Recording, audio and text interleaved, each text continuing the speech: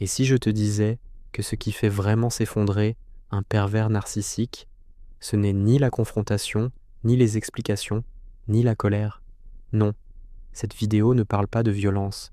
Elle parle de ce qui fait perdre tout pouvoir à un pervers narcissique sans lever le petit doigt. Si tu es ici, c'est sans doute parce que tu as tout essayé, expliquer, aimer, comprendre, t'adapter. Et malgré ça, tu as peut-être cette impression injuste qu'il sort toujours gagnant. Aujourd'hui, je veux te rassurer, ce qui le tue, ce n'est pas l'attaque, c'est la perte de contrôle, la perte de carburant, la fin de ton énergie donnée. À la fin de cette vidéo, tu comprendras 4 comportements puissants qui font s'écrouler son système, et surtout, tu comprendras comment retrouver ta liberté intérieure. Ces comportements ne sont pas violents, ils sont silencieux, profonds et transformateurs. Ils agissent là où il est le plus vulnérable. Ils ne demandent pas de te justifier, ils ne demandent pas de te battre, ils te demandent simplement de te choisir. Reste avec moi jusqu'à la fin de cette vidéo. Abonne-toi à la chaîne pour continuer ce chemin ensemble. Nous allons avancer, étape par étape, sans brutalité, sans danger, avec clarté et bienveillance. Et commençons maintenant, par le comportement qu'il redoute plus que tout. Il y a une chose essentielle que tu dois comprendre. Le pervers narcissique ne survit pas grâce à l'amour. Il survit grâce à tes réactions émotionnelles. Ta peur quand il menace de partir, ta colère quand il provoque, ta tristesse quand il t'ignore ou te rejette, et surtout ton besoin incessant de te justifier. Chaque émotion devient pour lui une source de pouvoir. Chaque réaction que tu lui offres lui prouve qu'il a encore une prise sur toi. C'est exactement là que le détachement émotionnel entre en jeu. Se détacher émotionnellement, ce n'est pas devenir froide. Ce n'est pas nier ce que tu ressens. Ce n'est pas faire semblant que cela ne te touche plus. C'est quelque chose de bien plus profond. C'est cesser de lui donner accès à ton monde intérieur. C'est reprendre la clé de ton espace émotionnel. Le pervers narcissique fonctionne comme un système qui a besoin de carburant pour continuer à tourner. Et ce carburant, c'est ton énergie émotionnelle. Quand tu te détaches, tu ne l'attaques pas. Tu ne le confrontes pas, tu ne te justifies pas, tu retires simplement ce qui le fait fonctionner. Tu coupes l'alimentation du système. Concrètement, cela peut prendre des formes très simples.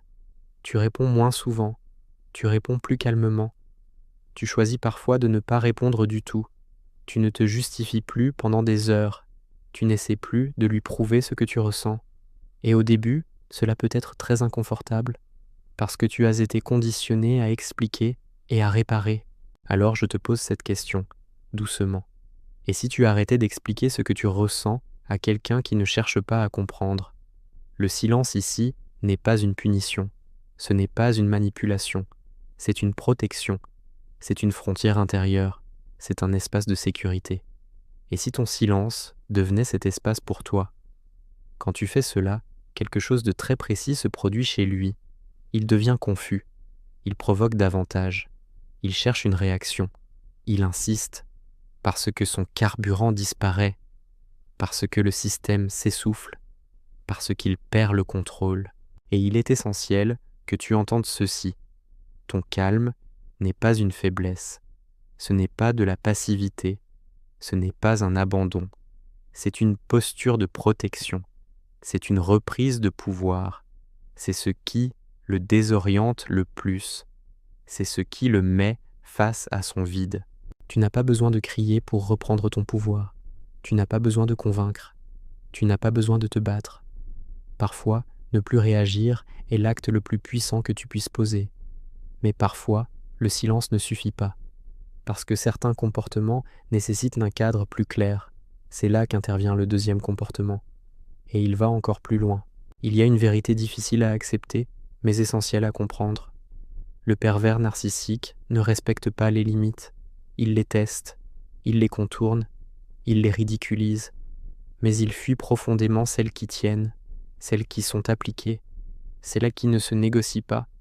Et c'est là que beaucoup de femmes se perdent, parce qu'on t'a appris que poser une limite, c'est expliquer, argumenter, justifier, te défendre. Alors je veux être très clair avec toi. Une limite n'est pas une menace. Une limite n'est pas une discussion. Une limite, c'est un acte. Dire « arrête de me parler comme ça » n'est pas encore une limite. Si tu restes là pendant qu'il continue, une limite commence là où tu agis, pas là où tu parles, pas là où tu expliques, pas là où tu te défends, mais là où tu te retires. Concrètement, poser une limite non négociable peut vouloir dire beaucoup de choses. Tu quittes la pièce quand le ton devient agressif. Tu raccroches quand il te provoque ou te rabaisse. Tu refuses de te justifier encore et encore. Tu appliques une conséquence, sans expliquer, sans débattre, sans te trahir. Et c'est souvent à ce moment-là que la culpabilité apparaît. Parce que poser une limite, c'est accepter une chose très inconfortable. Il ne sera peut-être pas d'accord, il ne comprendra peut-être pas. Et c'est normal. Le pervers narcissique ne réagit pas bien à la perte de contrôle.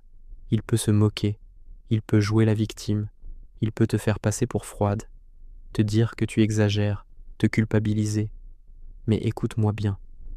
S'il réagit mal à ta limite, c'est qu'elle est nécessaire.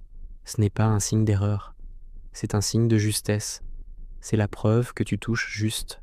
Alors je te pose ces questions, avec douceur et vérité. Quelle limite dis-tu, mais n'applique jamais? Que se passerait-il si cette fois tu faisais ce que tu dis? Tu n'as pas besoin qu'il comprenne ta limite. Tu n'as pas besoin qu'il l'approuve. Tu n'as pas besoin de son accord. Tu as seulement besoin de te respecter. Et c'est déjà immense. Retiens ce message clé.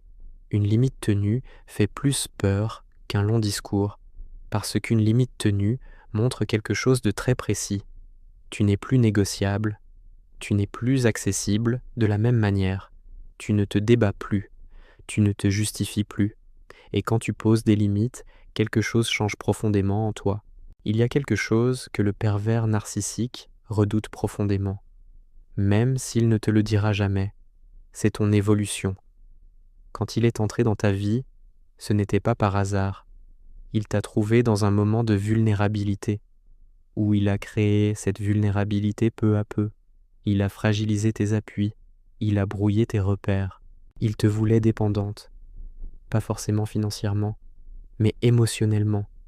Il te voulait confuse, douter de toi, de tes ressentis, de ta mémoire. Il te voulait épuisée, parce qu'une femme fatiguée n'a plus l'énergie de se défendre. Et plus tu étais fatigué, plus il avait de pouvoir. Ta reconstruction personnelle fait exactement l'inverse. Elle crée de la clarté là où il entretenait le flou. Elle crée de l'autonomie là où il installait la dépendance. Elle fait naître une force intérieure, une force qu'il ne peut ni contrôler ni manipuler.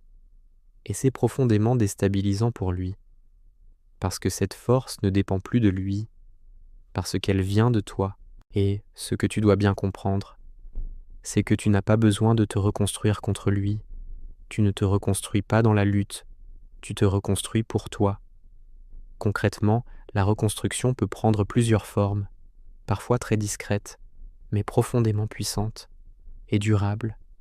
Cela peut être un accompagnement thérapeutique, des lectures qui mettent des mots sur ce que tu as vécu, l'écriture, le journaling, pour te reconnecter à ta vérité, un réseau de soutien, une amie, un groupe, une communauté. Chaque fois que tu fais cela, tu récupères un morceau de toi. Et peu à peu, quelque chose change. Tu comprends mieux ces mécanismes, tu vois les schémas, tu ressens moins de confusion, moins de culpabilité, moins de peur, tu te fais davantage confiance. Et ton regard sur la... Alors, je te pose ces questions avec beaucoup de respect. Qui serais-tu sans cette relation? Qu'as-tu mis en pause pour survivre? Tes rêves, ta spontanéité, ta joie, ta créativité. Chaque pas que tu fais vers toi-même réduit son pouvoir. Parce qu'une femme qui se reconstruit ne cherche plus à être validée par celui qui l'a détruite. Elle se valide elle-même, elle se soutient elle-même, elle se choisit. Retiens bien ceci, tu n'as pas besoin de l'affronter. Ta croissance suffit à le faire vaciller. Et quand tu te reconstruis, un dernier comportement devient inévitable. C'est ton indépendance, pas celle qu'on affiche, pas celle qu'on prouve, mais celle que tu incarnes intérieurement. Ne plus avoir besoin de lui, c'est la fin de son illusion de toute puissance. L'indépendance commence à l'intérieur. C'est le jour où tu n'attends plus qu'il te valide, qu'il te comprenne, qu'il s'excuse, qu'il change. C'est le jour où ton équilibre émotionnel ne dépend plus de ses réactions. Puis vient l'indépendance mentale. Tu ne tournes plus les conversations en boucle dans ta tête. Tu ne cherches plus à analyser chaque mot.